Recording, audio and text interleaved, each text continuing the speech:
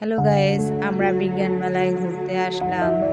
আসলে মেলাটা শেষ পর্যায়ে, তাও একটু চারপাশটা ঘুরে গেলাম। আসলে এই পরিবেশটা এত সুন্দর আর এত মনোমুগ্ধকর পরিবেশ, যা না দেখলেই নয়। ফুলগুলো জলজন্ত ফুটে আছে, আমি একটু ছুঁয়ে দেখলাম। আসলেই আমার অনেক ভালো লাগতেছিল।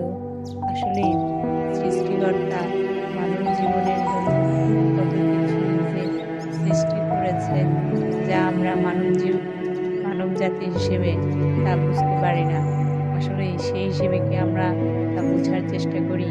অবশ্যই বোঝার চেষ্টা করা উচিত, কারণ সৃষ্টিকর্তা মানব জীবনের জন্য যা কিছু সৃষ্টি করেছেন, আমাদের আমাদের ভালো মন্দ দেখে দেখভাল করার জন্যই সৃষ্টি করেছেন।